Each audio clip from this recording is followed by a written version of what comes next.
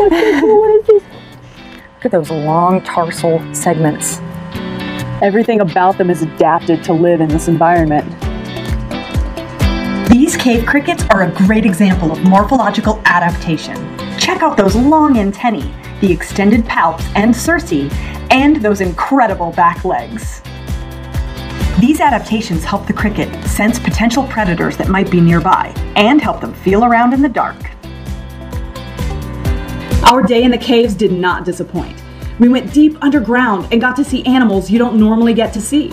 Scientists don't really know much about this species of cave cricket, so being in a cave is like visiting an alien planet, but it's in our backyard.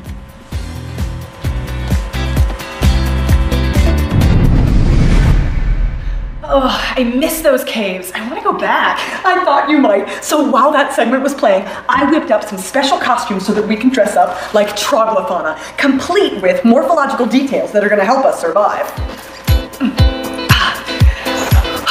Cosplay! Can we go to a nearby cave? Can we try them out? Yes. Now, using the measurements of the cave crickets in the last segment, I extrapolated using our body length and figured out that our antennae should be about 8 feet long.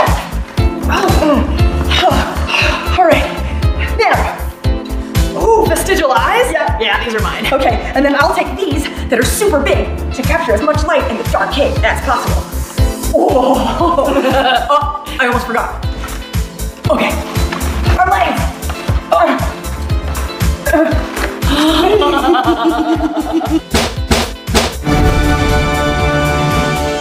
Not as good.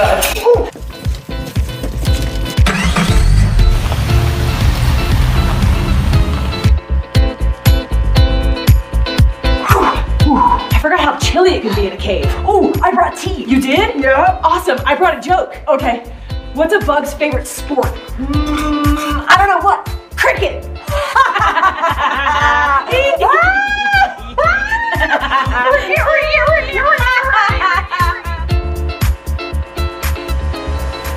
Hi, I'm Malcolm Williamson. I'm a senior research scientist at the Center for Advanced Spatial Technologies, better known as CAST, here at the University of Arkansas. We have these systems that are known as LIDAR, that's light distance and ranging, that uses a laser beam to measure distances and angles and records those as measurements that can then become a 3D model. The machine behind me here can actually record up to 1 million measurements per second. And it rotates around and looks every direction, and it's really easy to scan a cave very accurately with this. And so our job was to go in and document everything that's been added by people into that cave. So the walkways and the elevator and the railings and lights and things like that, because they hope to be doing some improvements to the cave to make it more friendly to visitors.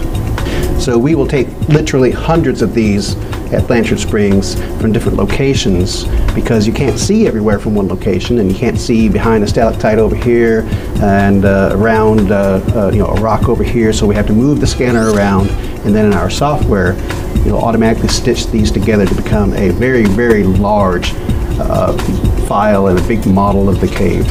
So today, this instrument that we've got right here is about the most accurate way that we can map a cave. This is the largest bat species in the entire world. You see this little brown thing on my thumb? He's called a water candy. I love this place.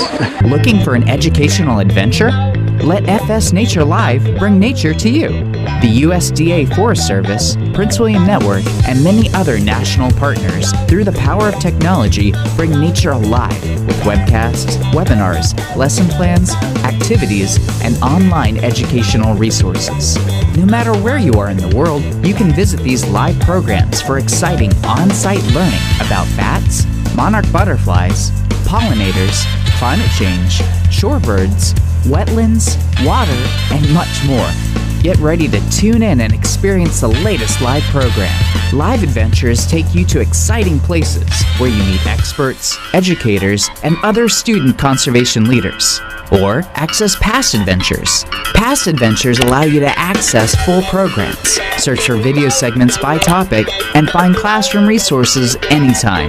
Education resources are aligned to national standards and provide lesson plans and educational resources that can be integrated into your indoor or outdoor classroom and beyond. Our current projects often offer grant opportunities for school and community-based action projects. Join the FS Nature Live conversation on Twitter and Facebook. Tell us what you're doing to connect with nature.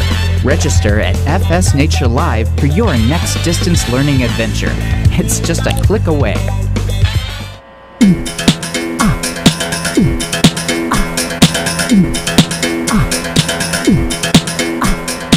Jess, we have got to get out of town this weekend. I'm getting antsy. Yeah, I feel you on that. Where do you want to go? Beach? We were just there teaching. Mountains? I feel like we should go somewhere we don't normally go, you know? Okay, desert, rainforest.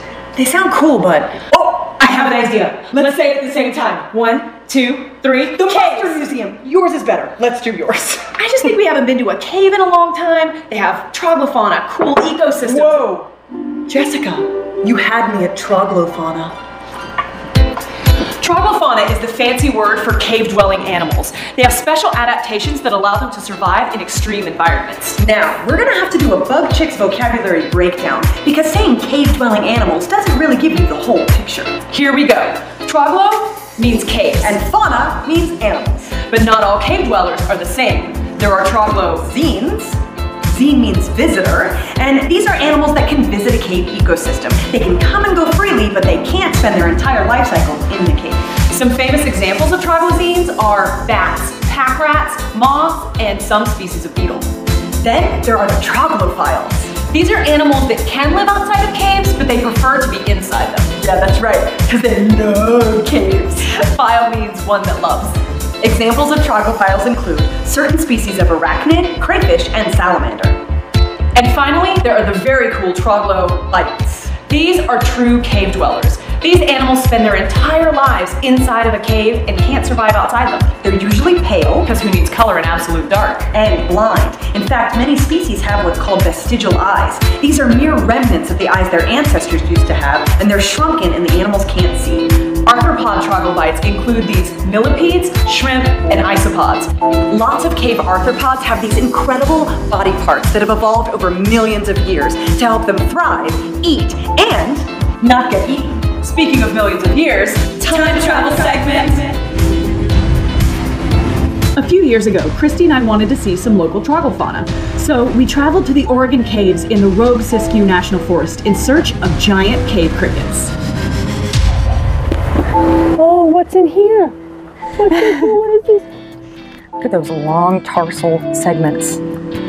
Everything about them is adapted to live in this environment. These cave crickets are a great example of morphological adaptation. Check out those long antennae, the extended palps and cerci, and those incredible back legs. These adaptations help the cricket sense potential predators that might be nearby and help them feel around in the dark. Our day in the caves did not disappoint. We went deep underground and got to see animals you don't normally get to see. Scientists don't really know much about this species of cave cricket, so being in a cave is like visiting an alien planet, but it's in our backyard.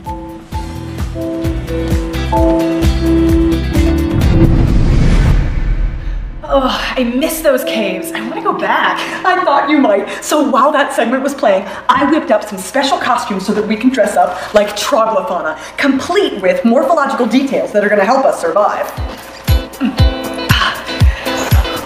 Cosplay! Can we go to a nearby cave? Can we try them out? Yes. Now, using the measurements of the cave crickets in the last segment, I extrapolated using our body length and figured out that our antennae should be about 8 feet long. All right, now, ooh, vestigial eyes? Yeah, these are mine. Okay, and then I'll take these that are super big to capture as much light in the dark cave as possible. Oh, oh, I almost forgot. Okay, our legs.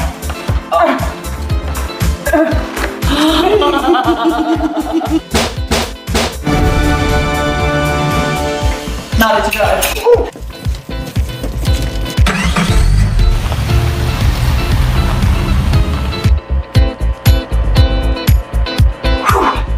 I forgot how chilly it can be in a cave. Oh, I brought tea. You did? Yeah. Awesome. I brought a joke. Okay. What's a bug's favorite sport? I don't know what. Cricket.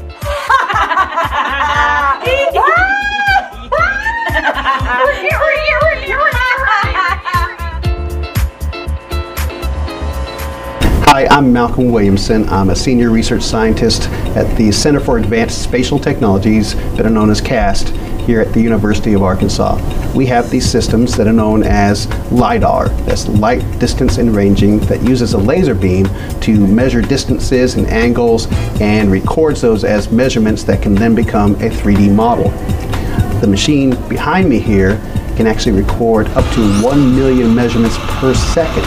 And it rotates around and looks every direction, and it's really easy to scan a cave very accurately with this.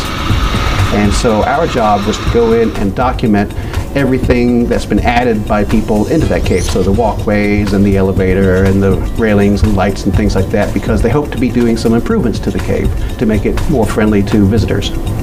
So we will take literally hundreds of these at Blanchard Springs from different locations, because you can't see everywhere from one location, and you can't see behind a stalactite over here and around a rock over here. So we have to move the scanner around, and then in our software it'll automatically stitch these together to become a very, very large file and a big model of the cave.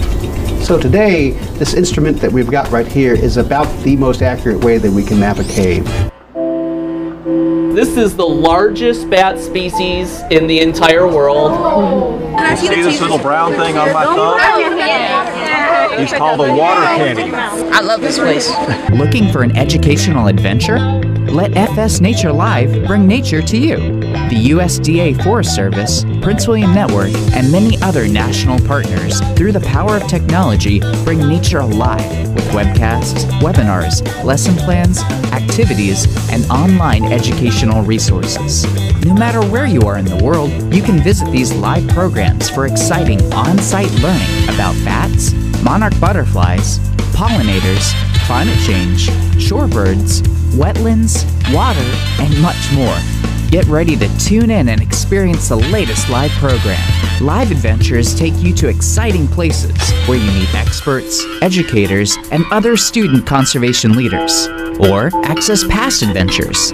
Past adventures allow you to access full programs, search for video segments by topic, and find classroom resources anytime. Education resources are aligned to national standards and provide lesson plans and educational resources that can be integrated into your indoor or outdoor classroom and beyond. Our current projects often offer grant opportunities for school and community-based action projects. Join the FS Nature Live conversation on Twitter and Facebook. Tell us what you're doing to connect with nature. Register at FS Nature Live for your next distance learning adventure. It's just a click away.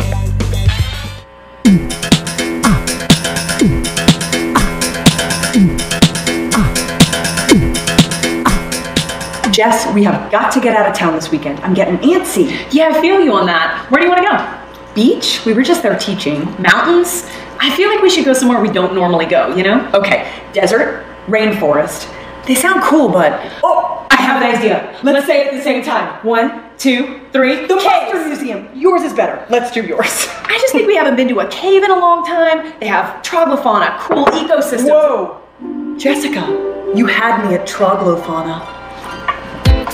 Troglofauna is the fancy word for cave-dwelling animals. They have special adaptations that allow them to survive in extreme environments. Now, we're gonna have to do a bug chick's vocabulary breakdown, because saying cave-dwelling animals doesn't really give you the whole picture. Here we go. Troglo means cave, and fauna means animals. But not all cave dwellers are the same. There are troglozines.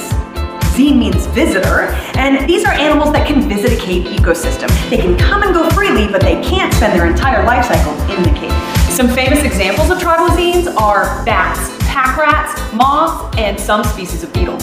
Then there are the troglophiles. These are animals that can live outside of caves, but they prefer to be inside them. Yeah, that's right, because they love caves. Phile means one that loves. Examples of troglophile include certain species of arachnid, crayfish, and salamander. And finally, there are the very cool troglodytes. These are true cave dwellers. These animals spend their entire lives inside of a cave and can't survive outside them. They're usually pale, because who needs color in absolute dark, and blind. In fact, many species have what's called vestigial eyes. These are mere remnants of the eyes their ancestors used to have, and they're shrunken and the animals can't see. Arthropod troglodytes include these millipedes, shrimp, and isopods. Lots of cave arthropods have these incredible body parts that have evolved over millions of years to help them thrive, eat, and not get eaten. Speaking of millions of years, time travel segment.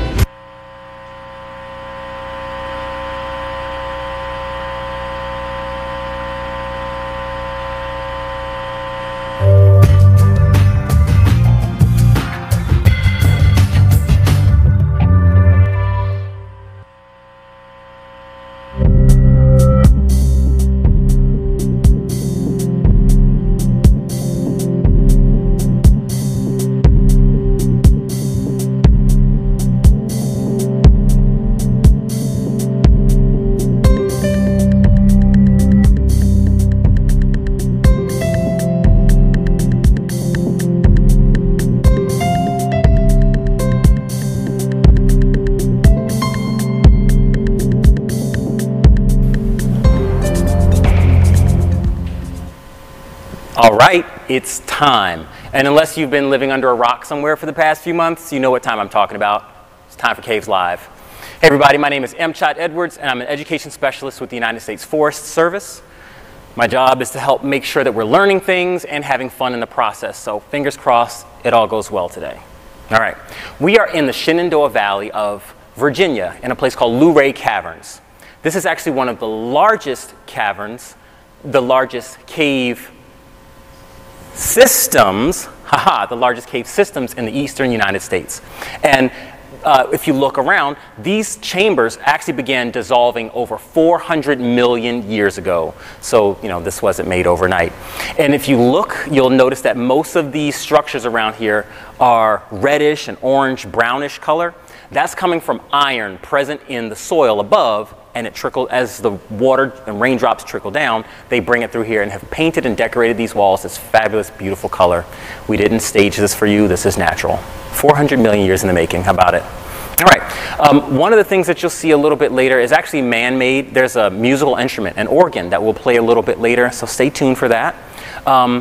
Caves have all sorts of interesting things that you'll find in them. The more that you get out and see, you'll notice that they're beautiful natural formations, and there are caves all across the country, so I'm encouraging you to come visit. After you see this program, you're going to want to go even more, but right now I'm even saying come visit.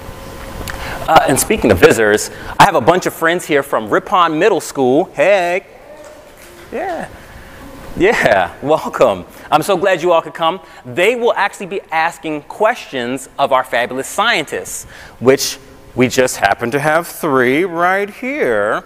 Let me introduce. We've got Dr. Joanna Kovarik. She's the National Cave and Karst Program Lead for the USDA Forest Service. We have Barb Beasley, a paleontologist with the USDA Forest Service. And we have Limaris Soto, or Lima. She's a geologist with the National Park Service. Now, these are a few of our scientists. We have a bunch more that are not going to be on screen. They are equally as important and equally as awesome, right? I'm going to introduce them because they'll be answering your questions and putting them into the online forum. So they're not here with us, but they are. We've got Gretchen Baker. She's an ecologist with the National Park Service and one of our stars from the original Caves Live. We have Dr. Hazel Barton, professor at the University of Akron. She's also a star of the IMAX movie, Journey into Amazing Caves. We have Fernando Hernandez, a graduate student in hydrogeology at Western Kentucky University, also one of our stars from original Caves Live. We have Ben Miller, a karst hydrologist with the U.S. Geological Survey. We have Shona Pierce, an archaeologist with the Forest Service. Lisandra Nieves Rivera, she's a forest soil scientist with the Forest Service. So many different types of science, right? That's why I'm using notes. Okay. Dr. Ben Tobin is a hydrologist with the National Park Service. Dr. Steve Taylor is a research associate with the Denver Museum of Nature and Science, one of our awesome partners as well. An associate research professor at Colorado College. Dr. Sybil Amelon is a research wildlife biologist with the Forest Service, and Dr. Risa Carlson, archaeologist with the Forest Service. I haven't actually done the math, but I think that's a ton of scientists. Maybe. Okay. So you're probably trying to figure out how can you submit questions. Well, if you are on the CavesLIVE website, you can immediately post those there.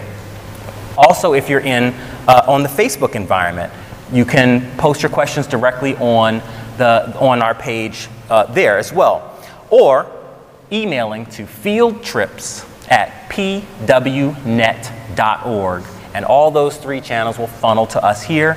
We'll answer them as best as we can. Sound fun? Okay? Sweet. How about we start with a question from somebody in the room? Sounds good. You okay with that? Yeah. We're ready. So, hey, Ripon Middle School is sending their first representative up. Come on, let's see what you have. So how are caves and cave systems formed? Way to start us off. How are caves and cave systems formed? That's a great question. That's such a great question to start us off with. And as Amchat said earlier when we first started the program, he gave us a hint, right? He said as water moves through the rock. So for caves like this, caves like the one that we're standing in right now here at Luray Caverns, and caves in areas of the US and around the world that are made from limestone, water interacts with the rock to dissolve away that rock and carry it away and create these cavernous rooms that we're standing in right here. But there are other types of caves as well. Yeah, so we're here in a solutional cave, right? So Luray Caverns is a type of cave that it's called solutional cave, but we have volcanic caves, and then we have talus caves that are formed by rocks piling on top of each other, or sea caves that form on shorelines, and glacial caves. Those are important as well. So different type of caves. 3 different answers. You okay with that? Yeah. Sweet. Thank you. Thank you.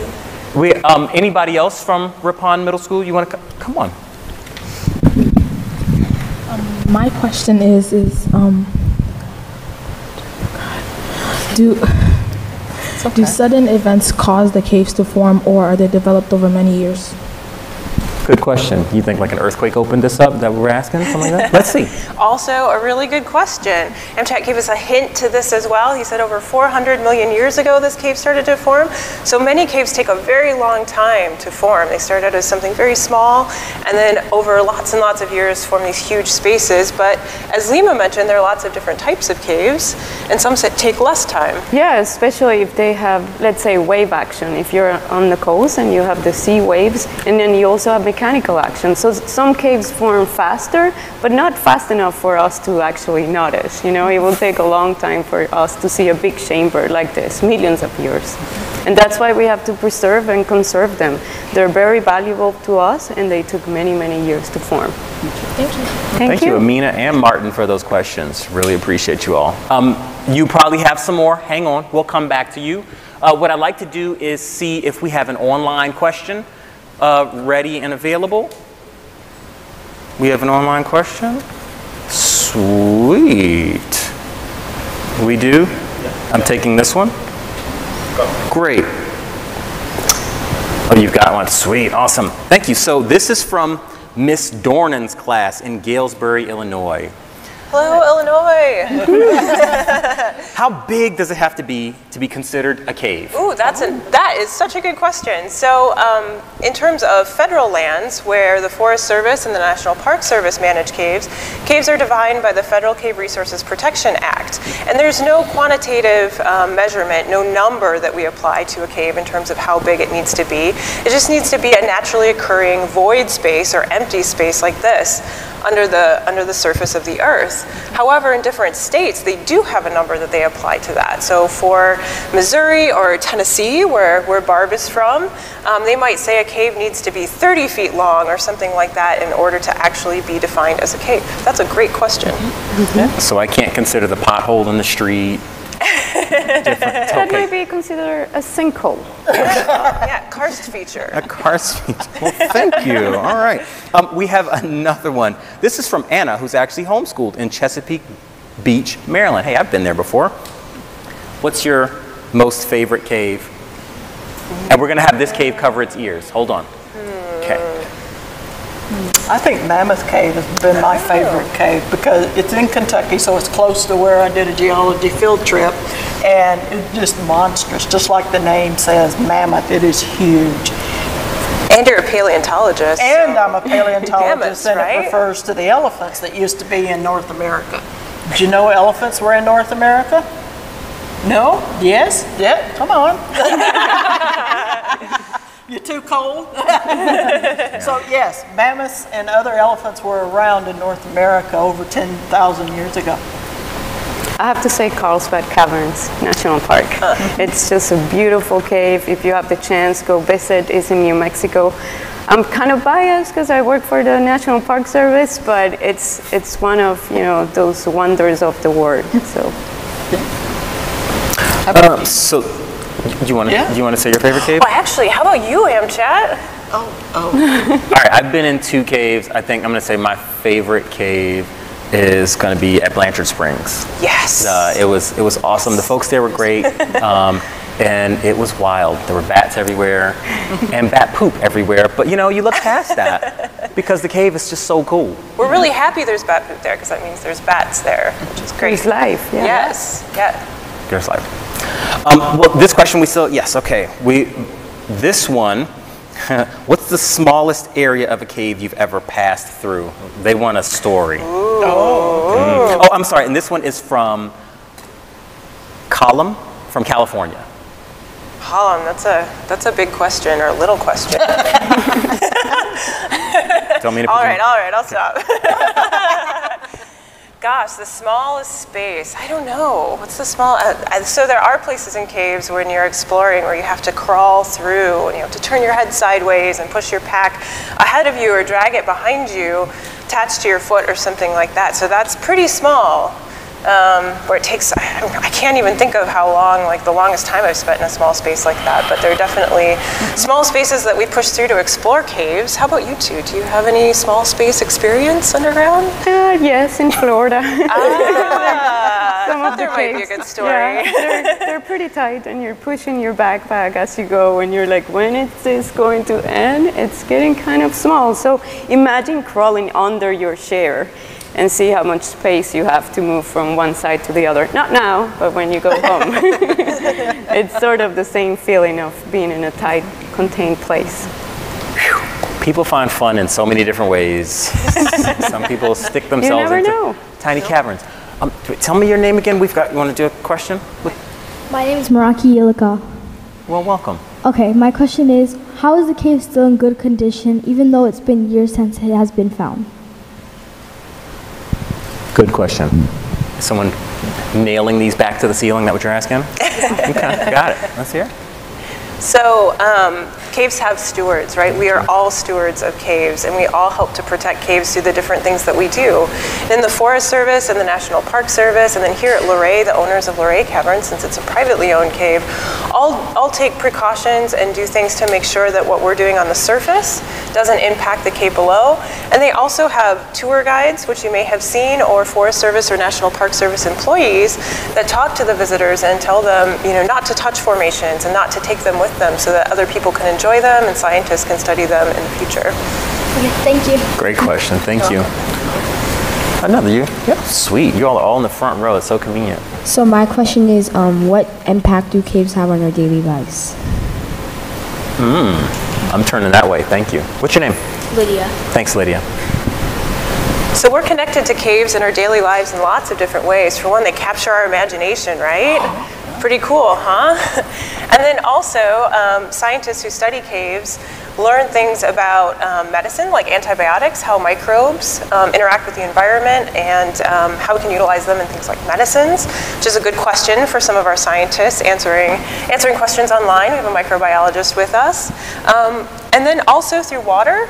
Water comes from cave systems in some places, so we interact with the water that comes out of cave systems. Very cool. And then people, as we talked about, as Amchat said, people are into all kinds of different things. Some of us love recreating in caves and crawling through small spaces. You can do it every day if you join this team of scientists one day. Hint, hint, hint, hint. Hint. Did any of you want to jump in on that one? Otherwise, we have a couple of questions coming in from online, whichever way you want to go. Thanks, Joanna, for giving a look at this high tech coming right in from online. All right, this one is from Kristen Glassner from Fillmore Middle School in Fillmore, New York. What is the mineral composition of the cave? We have learned about calcite and chemical weathering. Is there calcite in this cave?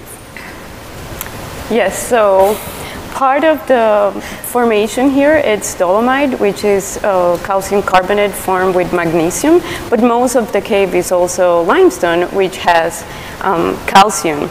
There are some formations that are formed of aragonite, and you can also have gypsum in caves. So there are different kind of minerals that you can find in caves. In here, a lot of the speleothems are calcite. Thank you. I've got a second question. It's from Vicky B. from Magnolia Middle School in Joppa, Maryland. What made you want to be a scientist? I got this one. So my earth science teacher in 3rd grade, I don't know if you guys have an awesome teacher, maybe in 6th grade, 3rd grade. So I started doing science fair and I joined the science club. So if you guys have something like that, you might want to join. And she took us caving. She took us on our first wild tour. And we went caving, and I realized I love rocks, I love caves, that's what I want to do. I don't know how I'm going to do it, and then I realized I could study geology, but it was something that was calling me since I was very, very young. Oh, yeah, and my 5th grade science teacher, Miss Hamilton, I'm from West Tennessee, and our gravel is actually, our driveways and all are loaded with fossils, and she brought them in, explained what fossils were, and of course we had a gravel driveway, and once I started noticing and recognizing all the different kinds of animals and fossils that are there, I started bringing them in buckets and bringing them into the house. So most of the driveway ended up in the house. And so actually that was my very first time and introduced to bee fossils, and I have been in paleontology ever since. I had a similar experience to Barb with the buckets of rocks. I grew up on the shores of Lake Michigan. Michigan, anybody? Yeah.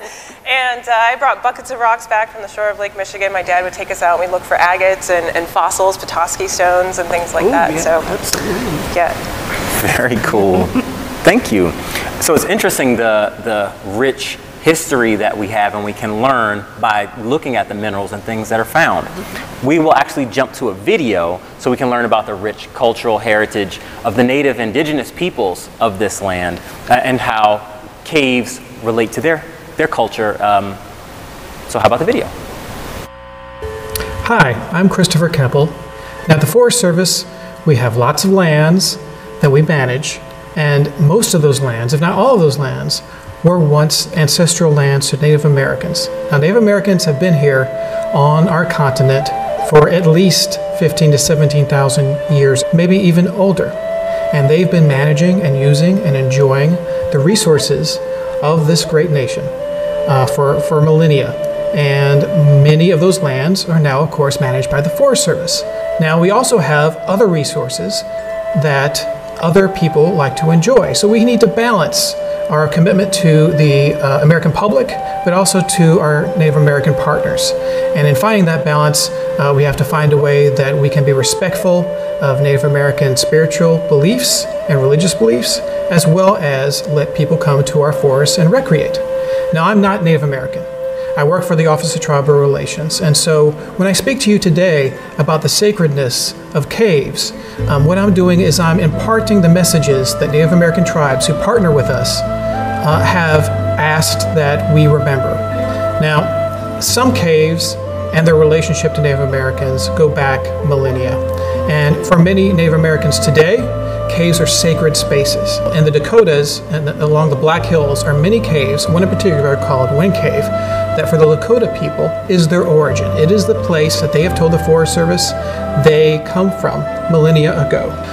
There are caves that have been explored by Native Americans. You may have heard of Mammoth Cave in Kentucky, Well, Native Americans have been exploring Mammoth Cave and getting resources for at least 6,000 years. So that's a very, very long time ago. Ancient Native Americans have put a rock art on caves. This can be pictographs. This can be forms of animals, ancestral images, plants, anything that's spiritually significant to those people at that time. And even though that was done a very long time ago, it is still significant to Native Americans today. For some Native Americans, caves can be origin places. For others, they can be places where ancestors are resting. For others, they can play an important part in their oral history and the tales that elders impart to children. So caves have been an important part, spiritually and physically, of Native American culture. In the past, certainly, and we've talked about a lot of the ancient uses of caves, but they're also sacred places today. They're part of a living, holistic, larger sacred landscape that is significant to Native American tribes and our partners who are tribal nations. And at the Forest Service, we try and find a balance and work with our tribal partners to make sure that we respect that sacredness and respect and balance the many uses that people come to our forest to enjoy. Sweet. Quick questions from online. By the way, thanks, Chris, for helping us with that video. So quick question from online. This was from Davina from Magnolia. Hey, again, from Magnolia Middle School in Joppa, Maryland. Thanks again for watching. How can you remember the difference between a stalactite and a stalagmite? Wait. It's my time to shine. Hold on. So here we go. So stalactites are the ones that are hanging tight to the ceiling. All right? You can picture that. They're holding on tight and they're hanging down. Whereas stalagmites are the ones that might get big and tall one day from the drips that are falling down on them. All right? Yeah, I had one. Ow! All right. Then I have another one online. This is from 6th grade students at Mesa View Elementary School in Grants, New Mexico. What kind of equipment do I need to explore caves? Excellent. Well, you got to start with a helmet. You got to protect your head, right? And then you got to have boots on. We've all got boots on today. Gosh, what else would you need? 3 sources of light. Yes, 3 sources of light. Elbow pads, knee pads in case you have to crawl like we talked about earlier. And very important, you should always have other people with you, not just by yourself. You should go in a group of people. I appreciate that. You always bring back the importance of the people in caves. It's not just the resources, it's the people that are all brought together. It's a team. They might help you get out of the cave. Yes, in case you get lost. Yes. I got lost this morning. How about Barb? Can we talk paleontology? Well, I know lots of people have questions. Absolutely. About, yeah. Just to tell you about a little bit about paleontology in caves. Caves sometimes have very large openings and they go deep and they provide a stable environment, a same temperature and humidity, and sometimes a lot of animals, large animals and small, will use the caves as shelter to hide or to live throughout, or just to hang out and then go outside and bring in dinner. So with this, one of the animals that is found in caves is a giant ground sloth. This is a claw, one claw, similar to your fingernail, like a cat claw or whatever. And this was from a giant ground sloth. And these animals became extinct somewhere around 10,000 years ago. And they think that humans actually overhunted them because they're large and slow and they were easy to catch. Plus, since they were so big, they threw a really big barbecue all the time. So they could feed a lot of people. That's what I was picturing. Yep. And so another animal that is also found in caves and is big is an elephant. Remember I mentioned elephants before? Mammoths and mastodons did not live in caves, but the animals that predated on them or would capture them and kill them would actually bring body parts in to feed the family. So we'll find a lot of this fossil material from elephants. Have we ever found any fossilized toothbrushes? Because that thing is huge. No, not yet, but we'll keep looking. You keep on digging. Thank you so much, Barb. Another online question.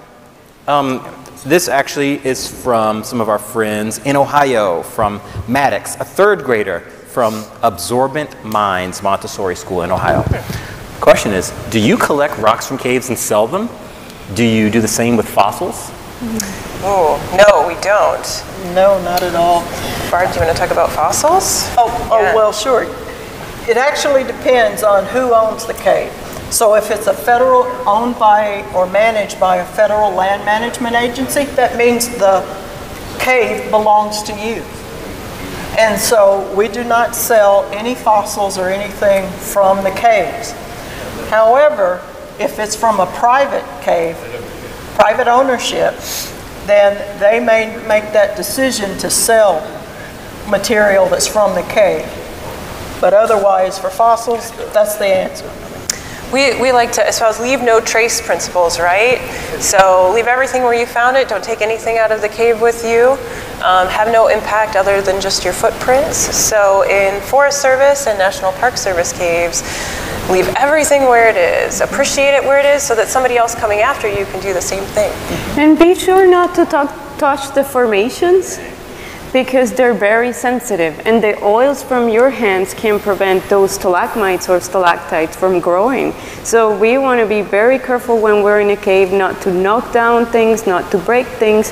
And if we see somebody that it's breaking things, let an adult know, let a park ranger know, or a Forest Service park employee, so that they can, do the right thing. Because we need to protect those resources for future generations. Thank you so much. Hey, how about another question from Ripon? Leslie.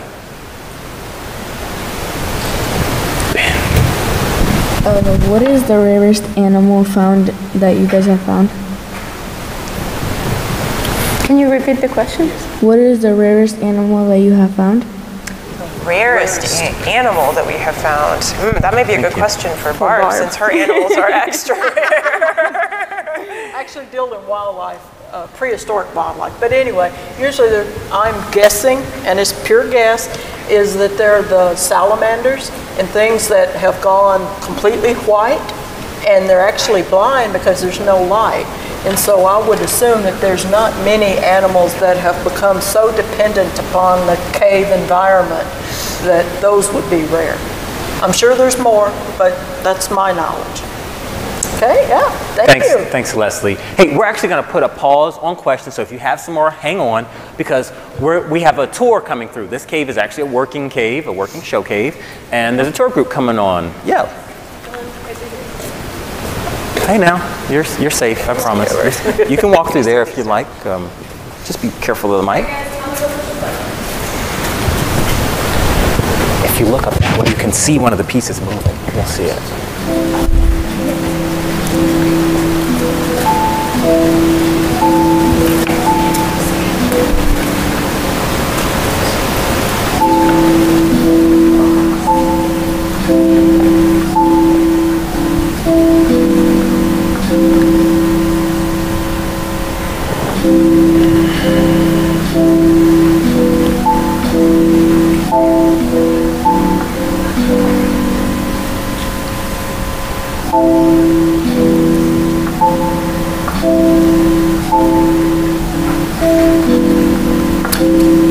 The sound that you're hearing is coming from the stalactite pipe organ.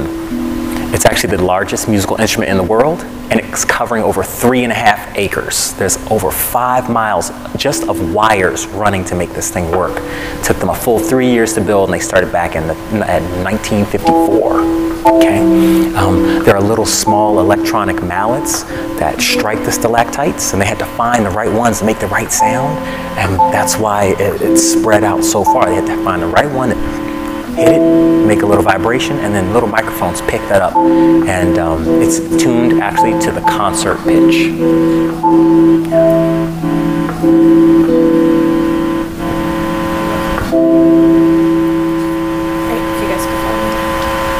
Thanks, Allison, for bringing your group through. Hey, guys, thank you.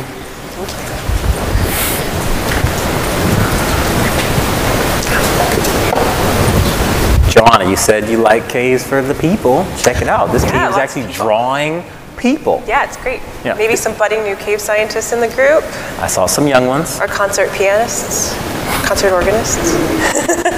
So now you can say that you heard a rock concert today. Okay, they got it. All right, good. Another question from Ripon. Come on, bring it on. Oh, we've got lots of hands coming up. I hope we have time to get to everybody, okay? My name is Monica, and my question is, why is it important to learn about caves? Interesting. Thanks, Monica.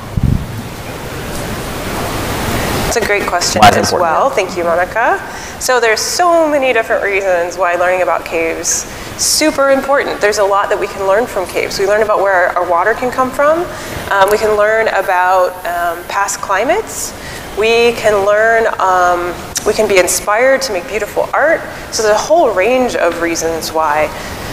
Different ecosystems. So even though you think this cave is bare, there's only stalagmites hanging from the ceiling, there are many animals that use the cave to live here and microbes. And like Barb said, there are also fossils. So caves are great repositories for different artifacts. And we had found fossils that date, from millions of years.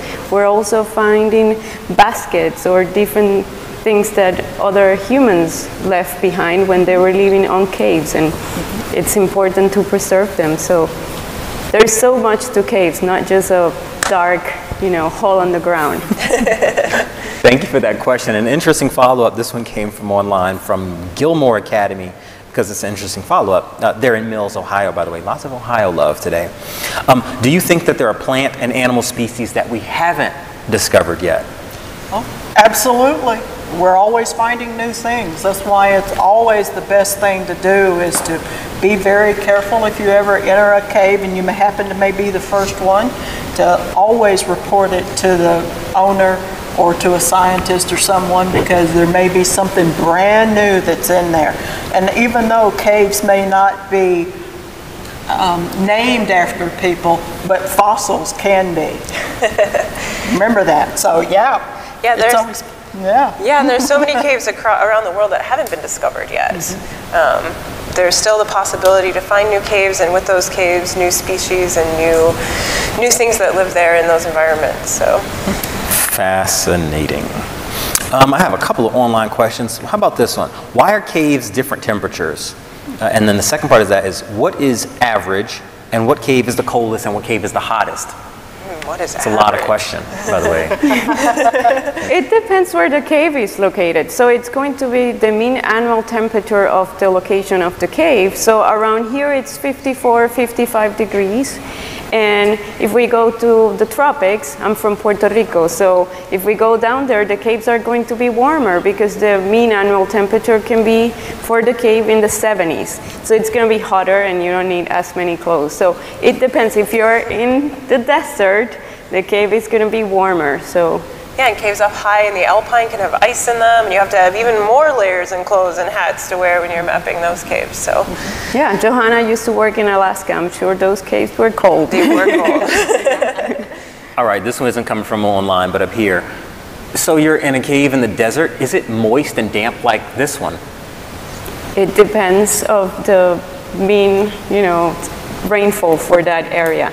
But for the cave to be formed, they had to have enough rain to be formed throughout the years. So interesting. Did we already do that? I think we did. Somebody asked, how do you keep from getting lost? The answer is to stick with them. So did you mention Amtrak got a little lost this morning? Did we mention that? Focus. Okay, here we go. Another question online. Somebody that knows where they're going. How do you join a caving club? Oh, and that's a good follow-up because Amchat joined us as a caving club. lost. But the National Speleological Society, which is one of our Forest Service partners, has caving clubs across the country, grottos, that welcome new members, teach them how to go caving, teach them about cave conservation and ethics, and often they lead trips for new cavers so that they can explore in caves. Also, you can always go out to one of our National Caves Association partner caves, such as this cave here at Luray Caverns, and one of their great tour guides will take you on a trip so that you can experience a cave for yourself without any of that gear we talked about, like helmets and elbow pads, boots, those sorts of things. So there's lots of different ways depending on what your interest level is and how adventuresome you are. Do you want to share the website? Oh yes, the website for the National Speleological Society is www.caves.org. That's easy. It's super easy. It's like our website minus the live part. Cool. So we've heard the terms caves, caverns. I have a question of what is a cenote and how do they form? It's a good one. I'll take it. Bring it on. Cenotes are usually found in the Yucatan Peninsula in Mexico, and they are karst depressions. So they're large depression where the roof of that cave had collapsed, and they have steep walls, and usually they have water inside the cenotes. And you have fresh water that is going to flow into the ocean where you have salt water. So that's a cenote, and it's a Mayan word. Okay, I'm They're trying to beautiful. picture that. Cave, the ceiling fell in.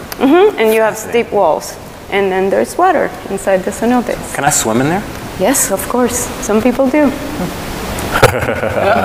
Write that one down, Vacation. folks.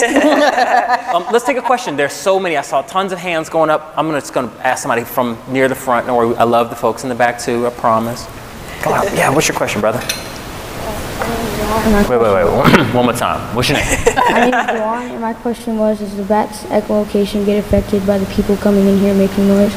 Oh, good question. Does bats' sense of echolocation get affected by people coming in here making noise? Oh, it's a very good question. People can disturb bats, it's true. Most of the time, and here we haven't really seen too many bats when we've been walking around, but in a lot of caves, they tend to not let people go into areas where bats are hibernating or where bats like to roost so that we can protect them, so that we don't mess with their hibernation or mess with them trying to fly in and out of the cave to go eat dinner at night. Good question. Good question. I was in a cave and there were bats flying all over the place and they did not mind me at all. They didn't care. They were still doing their bat business, okay? It was fascinating, okay? They didn't want to get in your hair? Up close and personal. No, they stayed out of my hair. Yep, that's totally a myth. That's a myth. Exactly. Yeah, Okay. Bats don't like to mess with us. They like to do their own thing. So thanks for that question. We will talk about careers. How about that? So what in the world did you have to study, or what were you interested in that really made you decide to do this kind of work? Well, for me, I got involved in this by working with the Student Conservation Association when I was in my undergraduate, which I think I have a fellow SCA member here, AmChat, but I got a job through Student Conservation Association at Carlsbad Caverns National Park, which is Lima's favorite cave.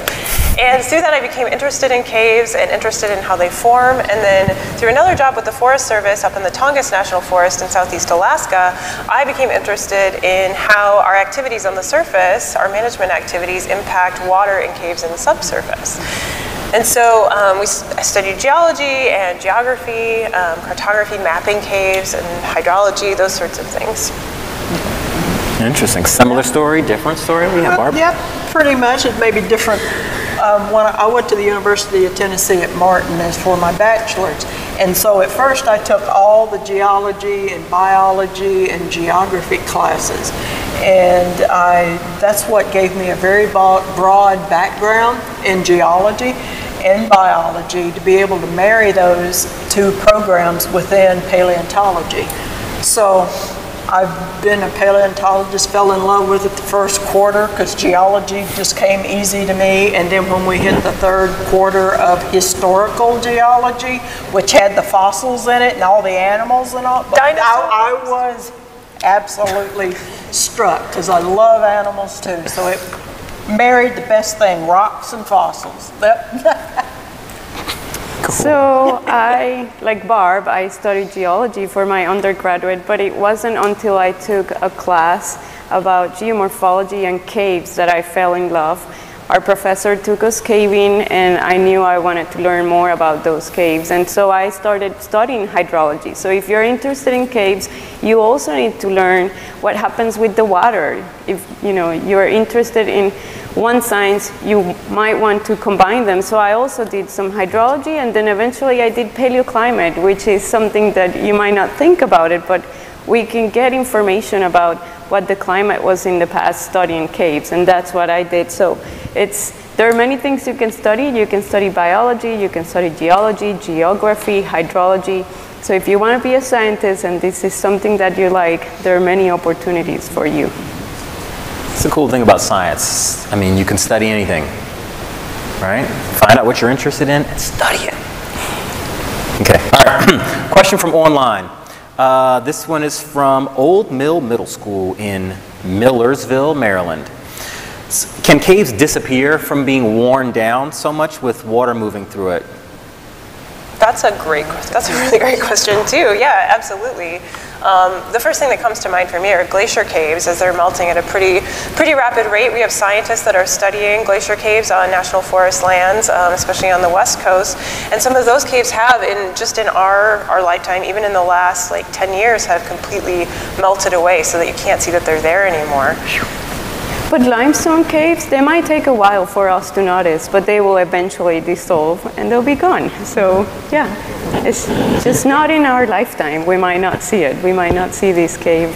We have another 400 million years with this one? Yeah, maybe 200, 100.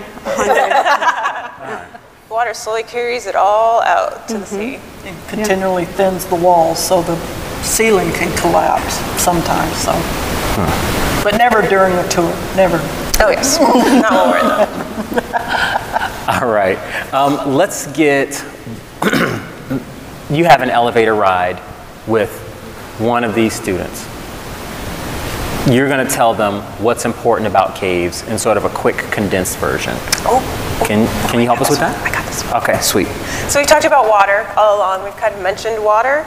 In 40% of the US and 25% around the world, water comes from cool places like this where there are caves called karst areas, which was one of our glossary words from the first CavesLIVE.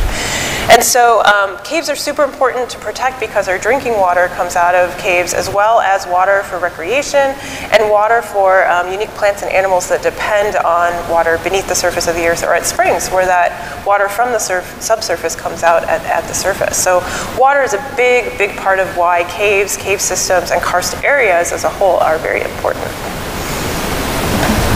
I'd like to ask that question to all of you. Yeah. So they're important because they hold sediments. As you can see, there are sediments in the caves.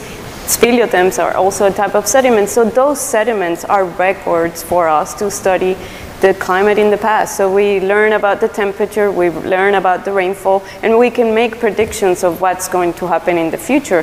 They are comparable to tree-ring records. I'm sure you guys have heard about tree rings or deep sea sediments or even glacier records. So we can find the similar type of science and then correlate it with what's happening outside the cave. And Lima, that is very important because with the sediments, that's what protects the animals that died and then preserve them so that we can find them later and study them. Usually the animals maybe that are found in caves may not have been preserved anywhere else. And so we've got this cave that helps preserve and promotes science and gives us a lot more information about what the climate was like and what was influenced by the caves. Yeah. Thank you. Yeah. All right, I appreciate that elevator speech because we wanted you all to remember all the things that are important about caves. In case you want to refresh yourselves, you can always go to www.caveslive.org. And while you're there, I'd love it if you check out the evaluation. Because anytime you fill out the evaluations, you help us to refine these programs and get them a little bit better for every time we do the next one. Helps us learn what you learned and what you need more of. On that site, you'll also see tons of resources. You'll have other videos, which you can go back and rewatch over and over and over and grab a tub of popcorn and bring your whole family and sit, right? You can binge watch the whole Caves Live series. It's awesome. So right now, I just want to thank... Oh, wait. Before we stop, he's been asking us all these questions, right? Amchad, I have a question for you. All right. So I don't know if you all know Stalactites? this. No, you already answered that one. So I don't know if you guys knew this, but Amchat was very nervous about going into caves to start with when we started this whole Caves Live journey. So Amchat, here we are, second program.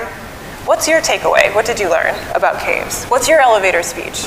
Elevator speech. All right, this is beautiful, and I would have hated to have missed out on all of this. We live in such a beautiful, amazing world, and our country is so beautiful and grand and grandiose. Get out and explore it. Don't be afraid. Actually try something new. There are resources all across the web that can help you find one. In fact, discovertheforest.org is even one. You can punch in your zip code and find fun things to go to and go hang out and explore. And had I not taken that first step into the cave, I would have missed out on all this and all the fun and the learning. And so I recommend it. If it's a cave, great, go and explore it. If it's a waterfall, go explore it. Take somebody with you, because I've made some great friends along the way and had a ton of fun. So elevator speech, it's all about the people and fun. Thank you, Johanna. I appreciate you asking that question. Barb, Lima, thank you so much for being our on-camera experts. And to all of our scientists online, thanks for answering those questions. We didn't get to every, I know that we didn't get to every single one, because I still have a bunch in my hand. But we'll keep answering them. So thank you to all you students out there that are sending them. Thank you to Ripon Middle School for coming.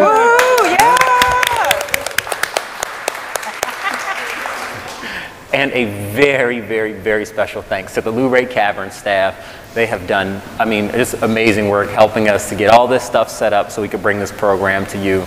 And thank you to all of you at home for viewing. We hope that you've enjoyed it, and we'll see you again online every time you watch. Just smile and we'll feel it, all right? Thanks for viewing. Goodbye, everybody.